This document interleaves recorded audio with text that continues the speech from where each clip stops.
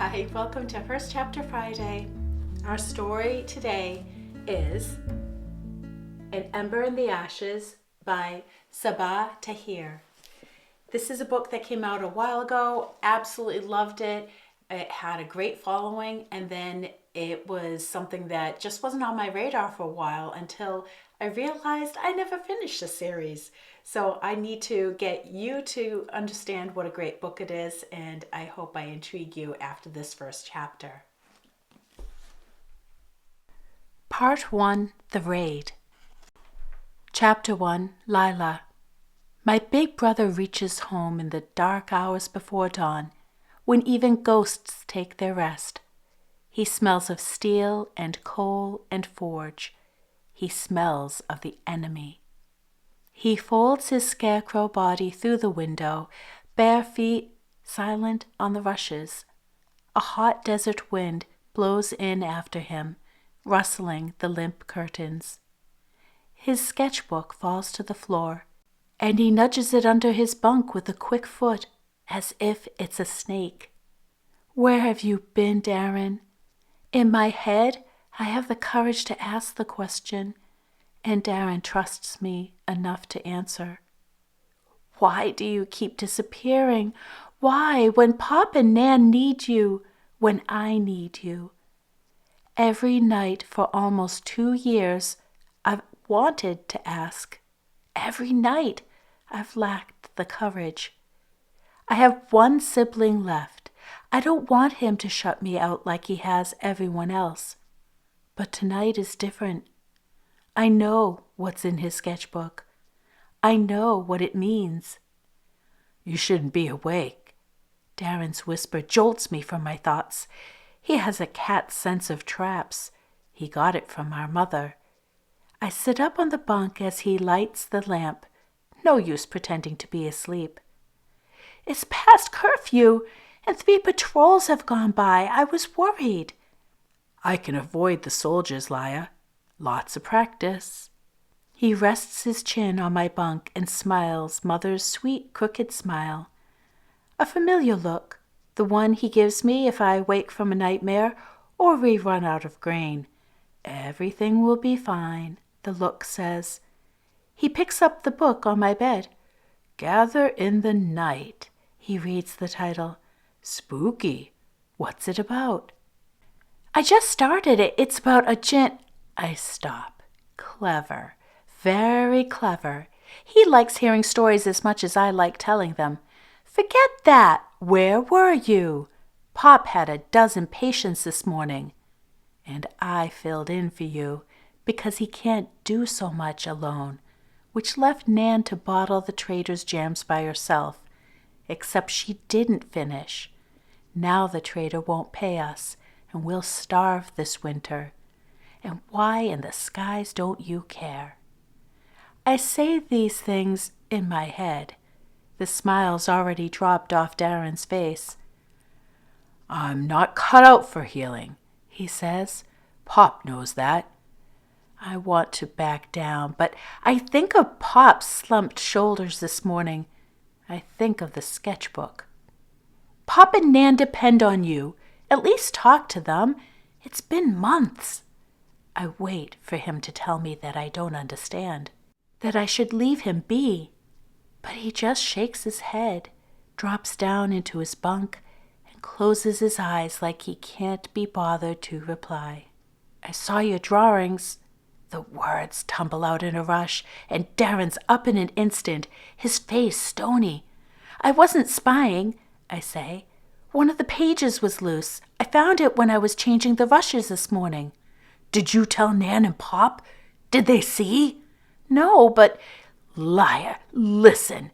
10 hells. I don't want to hear this. I don't want to hear his excuses. What you saw is dangerous, he says. You can't tell anyone about it, not ever. And it's not just my life at risk. There are others. Are you working for the Empire, Darren? Are you working for the Marshals? He is silent. I think I see the answer in his eyes, and I feel ill. My brother is a traitor to his own people? My brother is siding with the Empire? If he hoarded grain, or sold books, or taught children to read, I'd understand. I'd be proud of him for doing the things that I'm not brave enough to do. The Empire raids and jails and kills for such crimes. But teaching a 6-year-old her letters isn't evil, not in the minds of my people, the scholar people. But what Darren has done is sick. It's betrayal. The Empire killed our parents, I whisper. Our sister. I want to shout at him, but I choke on the words. The Marshals conquered scholar lands 500 years ago, and since then they've done nothing but oppress and enslave us. Once the Scholar Empire was home to the finest universities and libraries in the world. Now, most of our people can't tell a school from an armory. How could you side with the Marshals? How, Darren? It's not what you think, Laia. I'll explain everything, but... He pauses suddenly, his hand jerking up to silence me when I ask for the promised explanation. He cocks his head toward the window. Through the thin walls, I hear Pop's snores, Nan shifting in her sleep, a mourning dove's croon, familiar sounds, home sounds. Darren hears something else. The blood drains from his face, and dread flashes in his eyes. Laia, he says, raid. But if you work for the Empire, then why are the soldiers raiding us? I'm not working for them. He sounds calm, calmer than I feel. Hide the sketchbook. That's what they want. That's what they're here for. Then he's out the door, and I'm alone. My bare legs move like cold molasses, my hands like wooden blocks. Hurry, Laia. Usually the Empire raids us in the heat of the day. The soldiers want scholar mothers and children to watch. They want fathers and brothers to see another man's family enslaved. As bad as those raids are, the night raids are worse. The night raids are for when the Empire doesn't want witnesses. I wonder if this is real. If it's a nightmare, it's real, Laia. Move. I drop the sketchbook out the window into a hedge.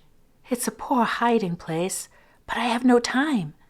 Nan hobbles into my room, her hand so steady when she stirs vats of jam or braids my hair, flutter like frantic birds, desperate for me to move faster.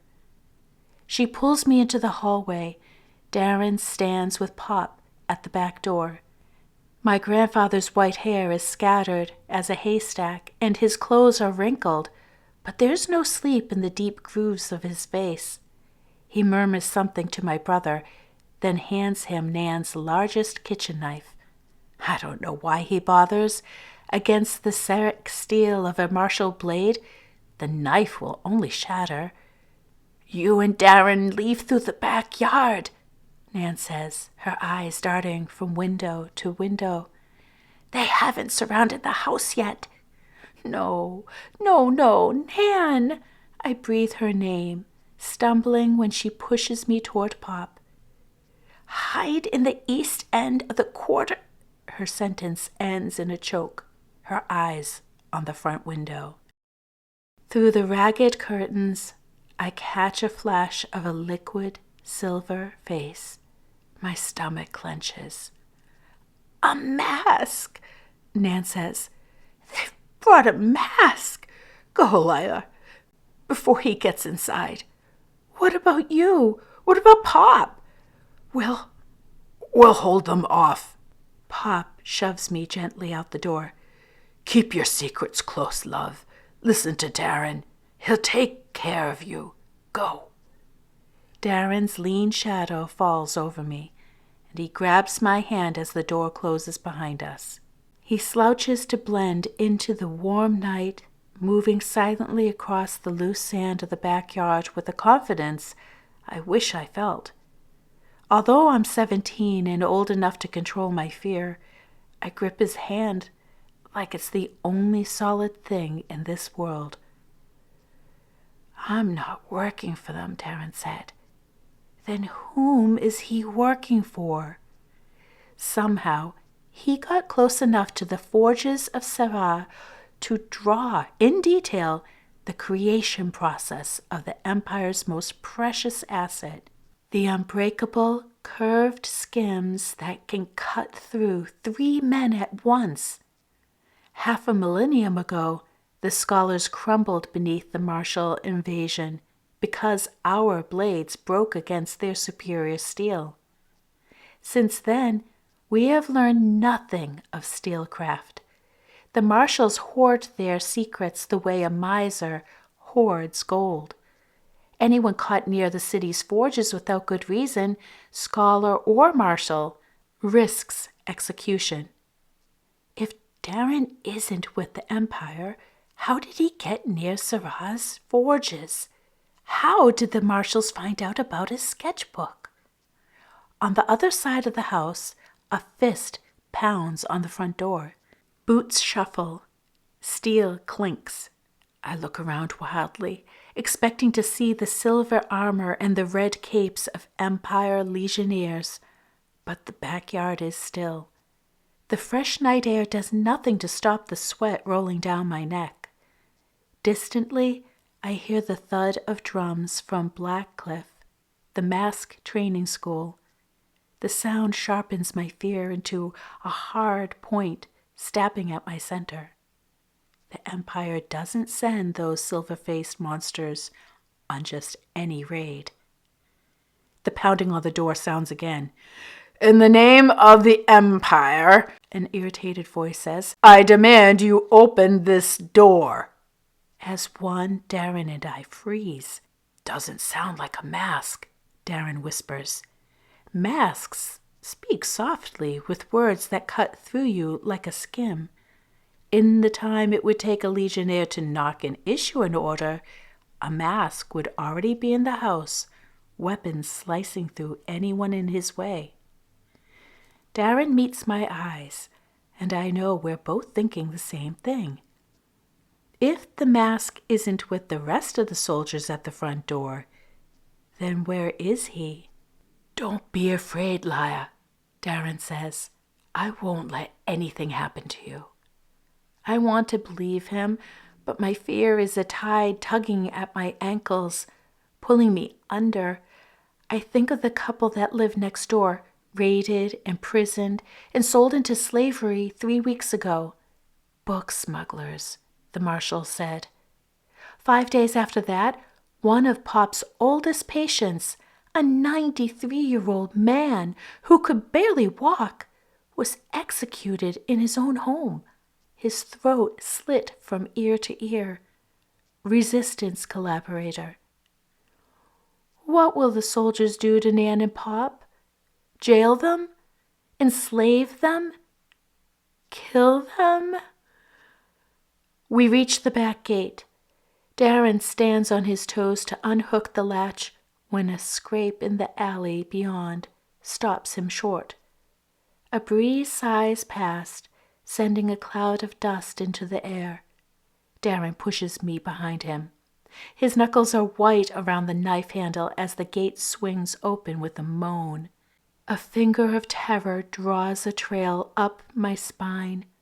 I peer over my brother's shoulder into the alley. There is nothing out there but the quiet shifting sand. Nothing but the occasional gust of wind and the shuttered windows of our sleeping neighbors. I sigh in relief and I step around Darren. That's when the mask emerges from the darkness and walks through the gate. Hey, isn't that exciting? I mean, what a wonderful place to leave you, hopefully wanting more. That was the chapter told by Laia, and then the next chapter is told by a new character called Elias. That character is pretty much from the opposite part of the world that she is from. He is one of the people that is in the school that you just heard about, the bells distantly ringing. And he is training to not only be one of the elite soldiers, one of those silver masked people, but he is a very important person, very connected to her enemy, to her family's enemy, the scholars' enemies.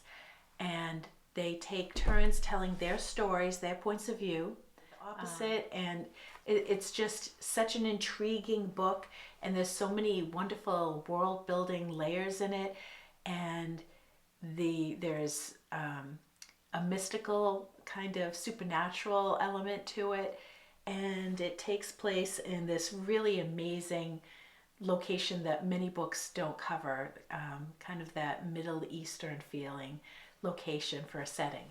So please check this out. To my knowledge, there's 3 books, and I'm going to go digging into the sequels since I realized, like I said, I haven't. And there is definitely romance. There's definitely, people who have huge character arcs, and there are people who switch sides a lot, and it just keeps you wondering, and it's just a fantastic read. So do pick up the book and read it yourselves, and have a great week. Thanks for watching and listening. Take care.